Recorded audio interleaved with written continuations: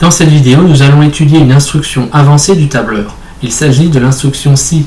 C'est une instruction qu'on retrouve dans tous les tableurs. Parfois, elle s'appelle if, puisque if est la traduction anglaise du mot si.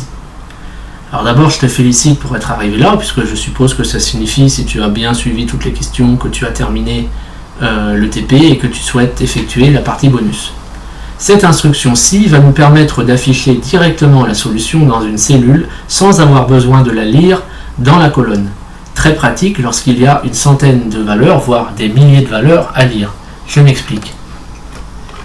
Une fois qu'on a utilisé l'instruction min, on obtient le minimum de notre liste. Donc ici, le minimum, c'est 8,33.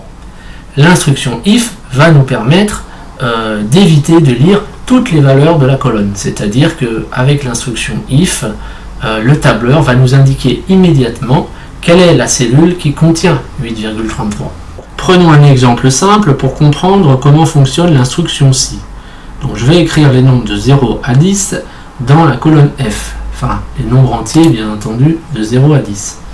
Compris entre 0 et 10. Donc je tape 0, je tape 1, je sélectionne les deux premiers, et avec la poignée, je vais jusqu'à 10. Voilà.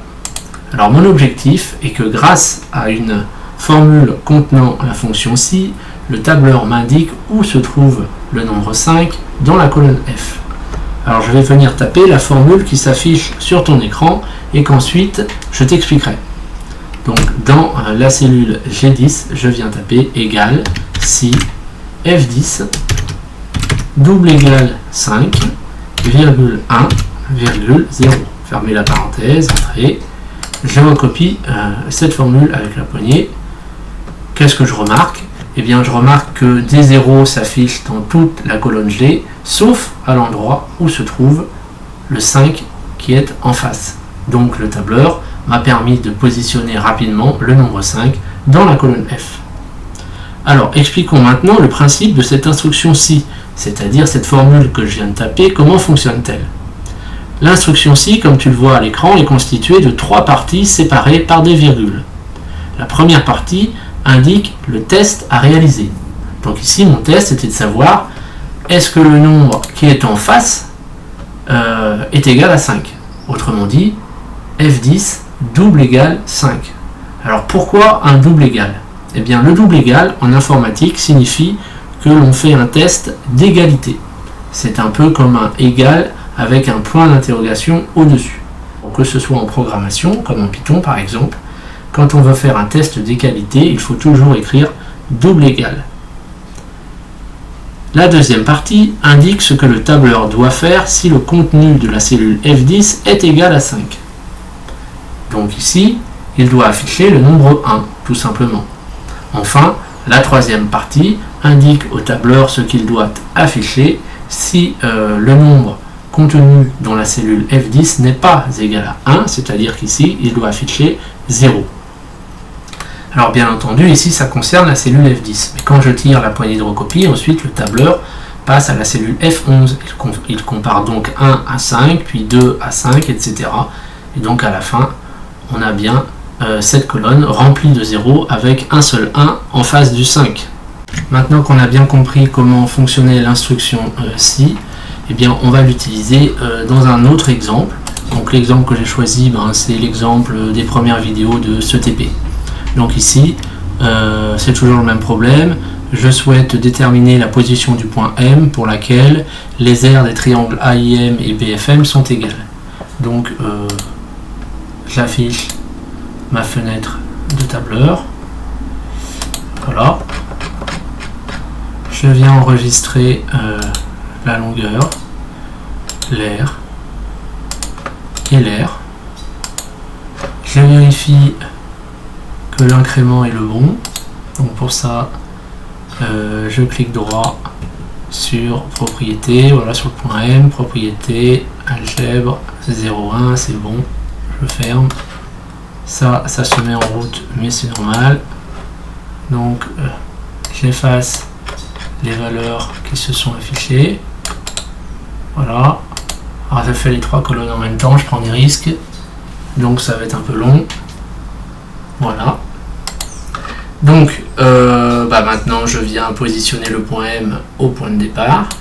Voilà, j'efface mes colonnes les unes après les autres. Et voilà, je suis prêt. Donc maintenant je viens sélectionner le point M à la souris et je le fais avancer à l'aide du clavier jusqu'au bout.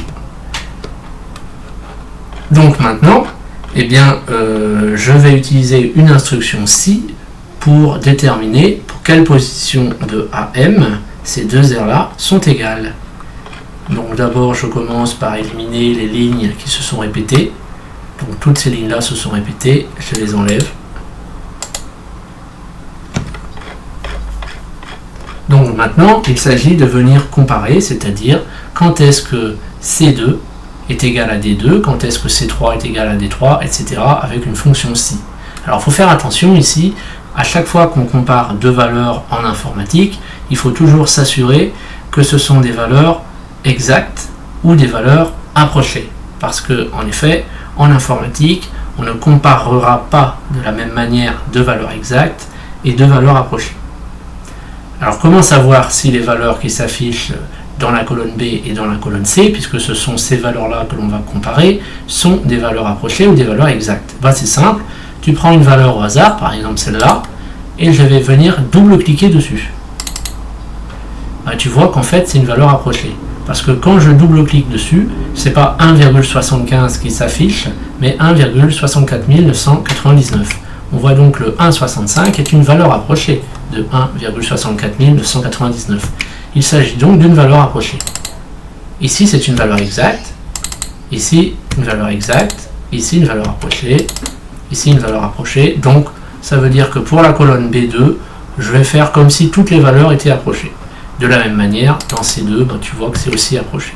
Donc, je vais comparer les valeurs arrondies de B2 et de C2, et non pas les valeurs de B2 et de C2. Il va falloir donc que je rajoute une petite instruction dans mon si. Alors l'instruction qui signifie arrondi dans le tableur, c'est la fonction round, c'est-à-dire arrondi. Alors je veux arrondir à combien de chiffres après la virgule? Ben, tu vois ici j'en ai 2, 1, 2, 1, 2, 1, ben, je vais en mettre 2 en fait. Comme ça je serai sûr de moi. Donc j'écris égal si. Donc égal si. Entre parenthèses, qu'est-ce que je veux comparer? Ben, je veux comparer la valeur approchée de B2, c'est-à-dire round, R-O-U-N-D, B2. Et là, après la virgule, je vais indiquer la précision, c'est-à-dire le nombre de chiffres après la virgule. Ben, j'en veux 2. Donc je tape 2 et je referme la fonction round. Ensuite, cette valeur approchée, je veux la comparer avec la valeur approchée de C2. Comme c'est une comparaison, je tape un double égal. Et je viens également taper round. Donc round, C2. Combien de chiffres après la virgule? Ben 2 également. Et je referme ma fonction round. Maintenant, je passe dans la partie du si qui doit indiquer au tableur ce qu'il doit faire lorsque les deux nombres sont égaux. Ben ici, il devra indiquer le nombre 1. Il devra afficher 1 quand l'égalité est vérifiée. Donc j'écris 1. Et maintenant la troisième partie de la fonction si, c'est-à-dire que devra faire le tableur si les deux nombres ne sont pas égaux, ben il devra indiquer 0. Je referme la fonction si et je viens recopier cette formule dans toute la colonne. Et je n'aurai plus qu'à lire ensuite où se trouve le nombre 1 pour en déduire la solution de mon problème. Donc 0, 0, 0, 0, 0, 1. Voilà. La solution était donc là.